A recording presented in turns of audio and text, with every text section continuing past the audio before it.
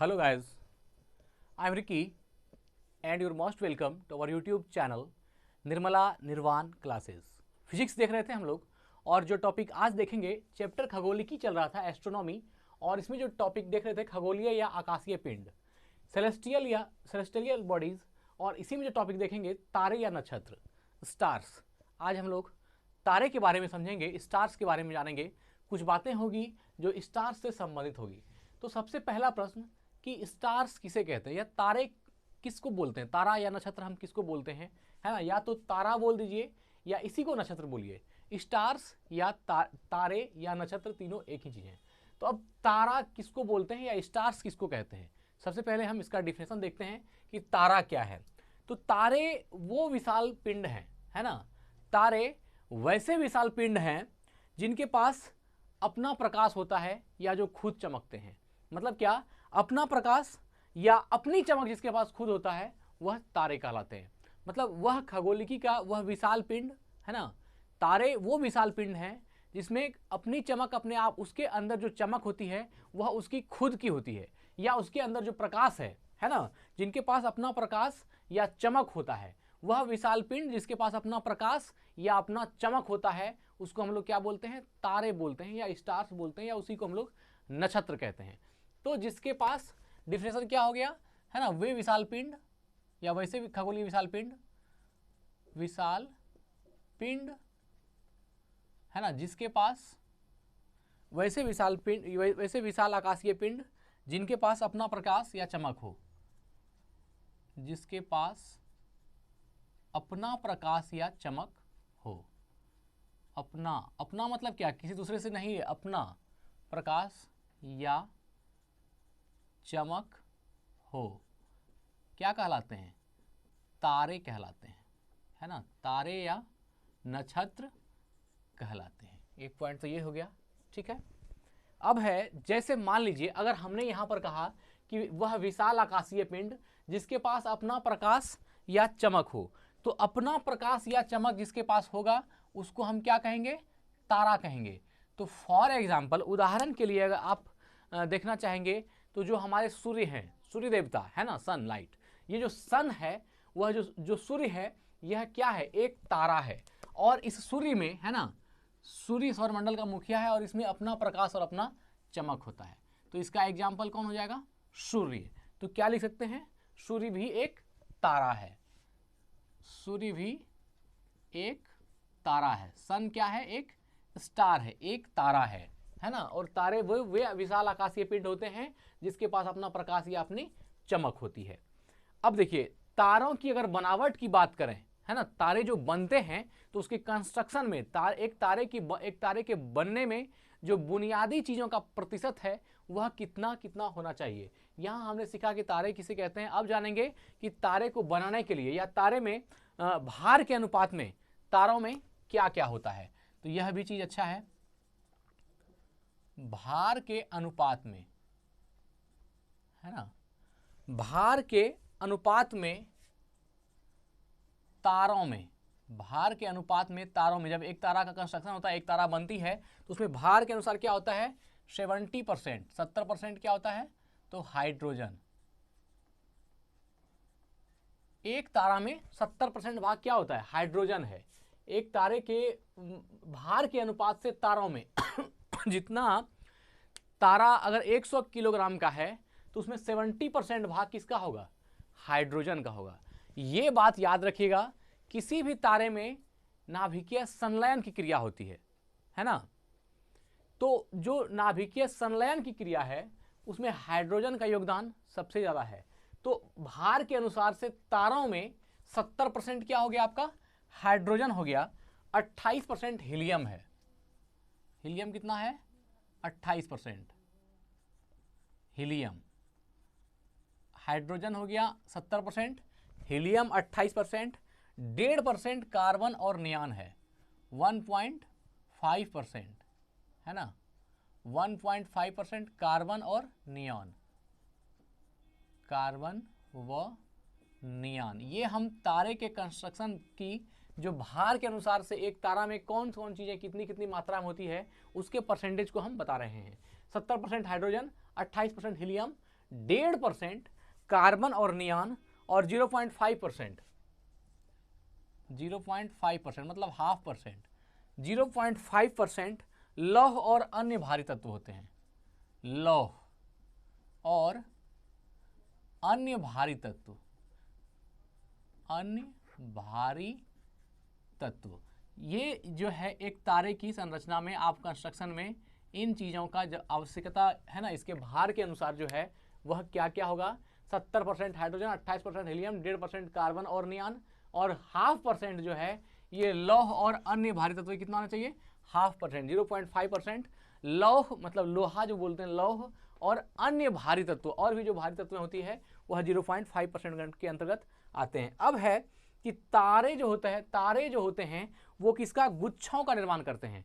गुच्छा मतलब क्या, गुच्छा मतलब हो गया किसी एक चीजों का कलेक्शन, संग्रह, जो सब जो है एक चीज में सिमटा हुआ हो उसको हम लोग क्या बोलते हैं, गुच्छा बोलते हैं। जैसे चाबी का गुच्छा, अंगूर का गुच्छा, वैसे क्या है ये तारों का गुच्छा। तो तारे क्या करते हैं, गुच्छों का निर्माण करते हैं। ये भी पॉइंट अच्छा है, तारे गुच्छों का निर्माण करते हैं, मतलब गुच्छे बनाते हैं, गुच्छों का निर्माण करते हैं। तारा जो है गुच्छों का निर्माण करते हैं। खगोल में ऐसे तारे अपवाद हैं जो अलग थलग पड़े हों, है ना। अलग थलग तारे क्या होते हैं, अपवाद में होते हैं। अलग थलग तारे जो है खगोल में, है ना, अलग थलग तारे खगोल में ये क्या होते हैं, अपवाद में। अलग थलग तारे अकेले पड़े हों ये क्या हो, अपवाद में होते हैं। अलग थलग तारे अकेले हो ये क्या होगा, अपवाद में होता है, मतलब बहुत रेयर, है ना। मतलब ऐसा होता नहीं है कि तारे अलग थलग पड़े हों। मैं तारे जो है गुच्छों का निर्माण करते हैं और ये अलग थलग बहुत कम मात्रा में होते हैं। तो अलग थलग तारे जो खगोलिकी में है, या तारे जब अकेले हों तो ये अपवाद में होते हैं। मतलब ऐसा जो है मैक्सिमम तारे जो होते हैं वो किस में होते हैं, गुच्छों में होते हैं। अलग थलग तारे अगर खगोलिकी में बात करें अलग थलग तारों की, तो ये अपवाद में आते हैं। मतलब बहुत कम ऐसे तारे हैं जो अकेला, है ना, लॉनली रहते हैं, अकेला रहते हैं, वो बहुत कम है, ऐसे अपवाद में आते हैं। ठीक है, ऐसे तारों की संख्या तारों के कुल संख्या से 25% अधिक नहीं है। ऐसे तारों की संख्या कैसे, अकेले रहने वाले तारों की संख्या, अलग थलग रहने वाले तारों की संख्या, इसके बारे में कहा जा रहा है। ऐसे तारों की संख्या, ऐसे तारों की जो संख्या है ना, ऐसे तारों की संख्या तारों की कुल संख्या के 25% से अधिक नहीं है। तारों के कुल संख्या, जितना तारा होगा, तारों की कुल संख्या के 25% से अधिक नहीं है। मतलब कि अगर आप सिंगल तारे की बात कीजिएगा, ऐसे तारे की बात कीजिएगा जो गुच्छों में नहीं हो, वो अलग थलग कहीं पर पड़ा हुआ हो, ऐसे अगर तारों की संख्या की बात की जाए गैलेक्सी में, तो वो क्या होगा, ऐसे तारों की संख्या तारों के कुल संख्या के 25% से अधिक नहीं है। अगर तारों की कुल संख्या 100 है तो उसमें अधिक से अधिक 25 तारे ऐसे हो सकते हैं जो अकेला हो, अलग थलग हो, हट करके, मतलब तारों के गुच्छों से हट करके हो। ऐसे तारों की संख्या अगर 100 तारा है आकाश में तो उसमें से 25 ही ऐसा हो सकता है, इससे ज्यादा नहीं हो सकता है। ये चीज, ये सेंटेंस जो है ये इस चीज को लोकेट करता है कि तारे जो आकाश में हैं वो मैक्सिमम तारे गुच्छों में होते हैं, बहुत ही कम तारे ऐसे होते हैं जो अलग होते हैं, और जो तारे अलग होते हैं उसकी अधिकतम संख्या 25% है टोटल तारों में से। तो यही बात लिखा कि ऐसे तारों की संख्या तारों के कुल संख्या के 25% से अधिक नहीं है, अधिक से अधिक 25% है जो कि अलग थलग है। बाकी 75% तारे जो होते हैं वो गुच्छों में होते हैं, वो अपने समूहों में होते हैं, है ना। अब है युग्म तारा या बाइनरी स्टार्स की संख्या लगभग 33% है। बाइनरी स्टार्स या युग्म तारा क्या बोलते हैं, युग्म तारा, या इसी को बोलते हैं बाइनरी स्टार्स। बाइनरी स्टार्स या युग्म तारे, ऐसे तारों की संख्या जो है, युग्म तारे जो बाइनरी स्टार्स हैं इसकी संख्या लगभग कितनी है, 33% की संख्या लगभग 33% है। युग्म तारे या बाइनरी तारे की संख्या लगभग कितने हैं, 33% है। जैसे ज्येष्ठा में 2 तारे हैं, जैसे ज्येष्ठा, ज्येष्ठा एक तारा समूह है ना, जिसको बोलते हैं ज्येष्ठा। और इसमें कितने हैं? ज्येष्ठा में 2 तारे हैं, 2 तारे हैं, इसीलिए इसको 2 तारे हैं, इसलिए इसको क्या कहा गया? युग्म तारा या बाइनरी स्टार्स। तो युग्म तारा, युग्म मतलब आप जानते ही हैं जोड़ा होता है, बाइनरी का मतलब पेयर या जोड़ा होता है। तो युग्म स्टार या बाइनरी तारे की संख्या लगभग कितनी है? 33% है ना। आकाश में युग्म तारों की संख्या 33% है। और इसी में आता है एक एग्जाम्पल ज्येष्ठा। ज्येष्ठा जो है एक तारा समूह है, इसमें कितने तारे हैं? 2 तारे हैं, ज्येष्ठा में 2 तारे हैं। तो यह भी याद रखिएगा, ज्येष्ठा में 2 तारे हैं, ठीक है। शेष 42% है ना, शेष 42% बहुसंख्य तारे हैं। 42% क्या है? 42% बहुसंख्य तारे,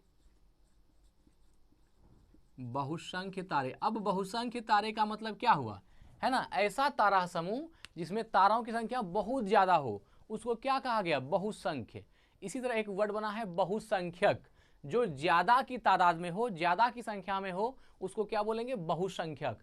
तो ऐसे ही है कि 42% जो हैं वो बहुसंख्यक तारे हैं, 42% बहुसंख्यक तारे हैं, तारे हैं। अब इसमें जैसे एग्जाम्पल में देखिए 42% बहुसंख्यक तारे हैं, जैसे इसमें एक ग्रुप है अल्फा सेंटोरी का, है ना, अल्फा सेंटोरी।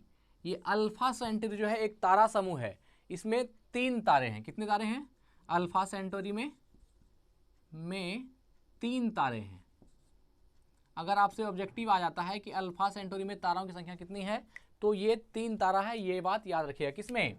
अल्फा सेंटोरी में। अल्फा सेंटोरी में 3 तारे हैं। कितने तारे हैं? 3 तारे हैं। ये अच्छा प्रश्न था। एवं मिथुन जो है कास्टर में 6 तारे होते हैं, यह भी जो है, एवं मिथुन, यह भी आपका बहुसंख्यक। एवं मिथुन में, अब मिथुन क्या है? तो यह तारों का समूह है। मिथुन जिसको बोलते हैं कास्टर, है ना, कास्टर। इसमें कितने हैं? इसमें 6 तारे हैं, में 6 तारे हैं। तो यह भी याद रखिएगा किसमें कितना तारा है ना, ऑब्जेक्टिव में कभी कभी पूछ देता है। अल्फा सेंटोरी में 3 तारा है, और जो मिथुन नामक ताराओं का समूह है ना, संग्रह किया समूह है, उस मिथुन में कितना तारे हैं? 6 तारे हैं। मिथुन में 6, अल्फा सेंटोरी में 3, ज्येष्ठा में 2, ज्येष्ठा में 2 तारे, अल्फा सेंटोरी में 3 तारे, और मिथुन में 6 तारे हैं। ये सभी तारों का समूह है जिसका अलग अलग नाम है, ठीक है ना। विश्व में भिन्न भिन्न आयु के अरबों तारे हैं। विश्व में क्या है? भिन्न भिन्न आयु के अरबों तारे हैं, मतलब अलग अलग आयु के, भिन्न भिन्न आयु के, करोड़ नहीं है, अरबों तारे हैं, के अरबों तारे हैं। आप जानते हैं ना कि जब 100 करोड़ मिलता है तब 1 अरब बनता है। 1 करोड़ 2 करोड़ करके जब 100 करोड़ होगा तो उस 100 करोड़ को हम क्या बोलेंगे? 1 अरब बोलेंगे। तो वही कह रहा है विश्व में भिन्न भिन्न आयु के अरबों तारे हैं, अलग अलग आयु के, मतलब ऐसा अरबों तारा है जिसका अलग अलग आयु है, सब तारे का सेम आयु नहीं है। इसलिए क्या कहा? विश्व में भिन्न भिन्न आयु के अरबों तारे हैं। इनमें से कुछ वयस्क हैं, कुछ हमारे सूर्य की भांति मध्यम आयु के हैं। इनमें से कुछ क्या है? वयस्क हैं। इनमें से कुछ तारे जो हैं वो वयस्क हैं। वयस्क का मतलब आप जानते ही हैं, कुछ तारे वयस्क हैं, कुछ हमारे सूर्य की भांति मध्यम हैं। वयस्क हैं, कुछ हमारे सूर्य की भांति क्या है? कुछ हमारे सूर्य की भांति मध्यम आयु के हैं। इसका मतलब सूर्य की आयु क्या है? तो मध्यम आयु है। मध्यम आयु मतलब कि मिडिल वाला। अभी इसका ना तो वो जन्म से भी कुछ दूर है और मृत्यु से भी कुछ दूर है, मिडिल में, मध्यम आयु है। लेकिन जिस तारे का, जो तारा वयस्क हो गया है ना, वो अपने, आप जैसे आदमी को देख सकते हैं, वयस्क आदमी और मध्यम वर्गीय, मध्यम उम्र की आयु का जो आदमी होता है, तो उस तरह तारे का भी जन्म विकास है ना, तारे का जन्म, तारे का विकास और तारे की मृत्यु भी होती है, तारे की भी आयु होती है। तो इसलिए कहा गया है कि इनमें से कुछ वयस्क हैं, मतलब विश्व में भिन्न भिन्न आयु के अरबों तारे हैं। इनमें से कुछ वयस्क हैं और कुछ हमारे सूर्य की भांति मध्यम आयु के हैं। कुछ क्या है? वयस्क हैं और कुछ जो है हमारे सूर्य की तरह मध्यम आयु के तारे भी विराजमान हैं, है ना। इनमें से कुछ वयस्क और कुछ सूर्य की भांति मध्यम आयु हैं तथा कुछ अपनी मृत्यु के बहुत निकट है, और कुछ है जो मृत्यु के बहुत निकट है। कुछ तारे हैं जो मृत्यु के बहुत निकट है। मृत्यु के बहुत मतलब क्या, अब क्या है, कुछ दिन में जो है उसकी मृत्यु हो जाएगी, तो मृत्यु के बहुत निकट है मध्यम आयु के, और कुछ है जो मृत्यु के बहुत निकट है, मतलब कुछ दिन में जो है उसकी कहानी खत्म हो जाएगी। ऐसे भी तारे हैं जो मृत्यु के बहुत निकट हैं। तारे पैदा होते हैं, ऊर्जा उत्सर्जित करते हैं और विकास करते हैं, है ना। यहां भी लिख लीजिए, तारे क्या क्या, तारे पैदा होते हैं, तारे पैदा होते हैं, तब तो हम इसका जन्म, विकास और मृत्यु की बात करते हैं। तारे पैदा होते हैं, ऊर्जा उत्सर्जित करते हैं, ऊर्जा उत्सर्जित मतलब ऊर्जा को बाहर इमिटेट करता है, ऊर्जा उत्सर्जित करते हैं, ऊर्जा उत्सर्जित करते हैं, वह विकास करते हैं, वह विकास, और क्या करते हैं, विकास करते हैं। ऊर्जा उत्सर्जित करते हैं, वह विकास करते हैं, मतलब क्या, अपने आप को अपना विकास करते हैं, ठीक है ना। तो तारे पैदा होते हैं, ऊर्जा उत्सर्जित करते हैं और विकास करते हैं, एवं अंत में स्वतः मर जाते हैं, एवं अंत में स्वतः मर जाते हैं, अपने आप अंत में स्वतः मर जाते हैं। तारे के अंदर नाभिकीय संलयन अभिक्रिया होती है, और जब तक वो अभिक्रिया चलती रहेगी तारे जिंदा रहेंगे, और जब वह अभिक्रिया होते होते जब वो एंड होने लगती है तो तारे की भी मृत्यु होने लगती है। तो क्या बोला, इसमें कुछ वयस्क तारे हैं, कुछ हमारे सूर्य की भांति मध्यम आयु के, कुछ मृत्यु के बहुत निकट हैं। तारे पैदा होते हैं, ऊर्जा उत्सर्जित करते हैं, वह विकास करते हैं, एवं अंत में स्वतः मर जाते हैं। अंत में क्या होता है, स्वतः अपने आप मर जाते हैं। तो चलिए एक बार जल्दी से इसको रिवाइज कर लेते हैं हम लोग। विशाल पिंड जिसके पास अपना प्रकाश या चमक होता है, तारे कहलाते हैं। सूर्य भी एक तारा है। भार के अनुपात में, किसके अनुपात में, तो भार के अनुपात में तारों में 70% हाइड्रोजन है, 28% हीलियम है, 1.5% कार्बन और नियान है, और 0.5% लौह एवं अन्य भारी तत्व है। लौह एवं कहा जाएगा आपसे कि एक तारे में भार के अनुपात में लौह और अन्य तत्व कितनी परसेंट है, तो 0.5%, मतलब आधा % के तौर पर है, ठीक है ना। तारे गुच्छों का निर्माण करते हैं, तारे गुच्छों का निर्माण करते हैं। अलग थलग तारे खगोल में अकेले हों, ऐसा तारा अपवाद में है जो अकेले हों। मैक्सिमम अकेला तारा खगोलिकी में कहीं है नहीं विश्व में। ऐसे तारों की संख्या तारों के कुल संख्या के 25% से अधिक नहीं है, मतलब ऐसे तारे जो अकेले हैं इसकी संख्या पूरे विश्व में 25% से अधिक नहीं है, इससे भी कम है। युग्म तारे या बाइनरी स्टार्स की संख्या लगभग 33 है। बाइनरी स्टार्स कहेगा यूनिवर्स में बाइनरी स्टार्स कितने हैं, तो लगभग 33% हैं। जैसे ज्येष्ठा, ज्येष्ठा में क्या है, 2 तारे हैं। ज्येष्ठा क्या है, ये एक बाइनरी तारा है, तारों का समूह है जिसमें 2 तारे हैं। ज्येष्ठा एक तारों का समूह है जिसमें 2 तारे हैं। 42% क्या है, तो बहुसंख्यक तारे हैं। बहुसंख्यक तारे मतलब एक ग्रुप में बहुत ज़्यादा संख्या में तारे होना, तो 42% जो है बहुसंख्यक तारे हैं। जैसे अल्फा सेंटोरी की बात करें, इसमें 3 तारा है, एवं मिथुन जो कास्टर समूह है इसमें 6 तारे हैं। मिथुन में 6 तारे हैं। विश्व में भिन्न भिन्न आयु के अरबों तारे हैं। इनमें से कुछ वयस्क हैं, कुछ हमारी सूर्य की भांति मध्यम आयु के, और कुछ मृत्यु के बहुत निकट है, कुछ है मृत्यु के बहुत निकट है। तारे पैदा होते हैं, ऊर्जा उत्सर्जित करते हैं, विकास करते हैं, और अंत में स्वतः मर जाते हैं। तो मित्र, आज हमने देखा तारे या नक्षत्र को, स्टार्स को। आज की वीडियो को यही एंड करते हैं। स्वस्थ रहें, अपना ख्याल रखें। जय हिंद, जय भारत।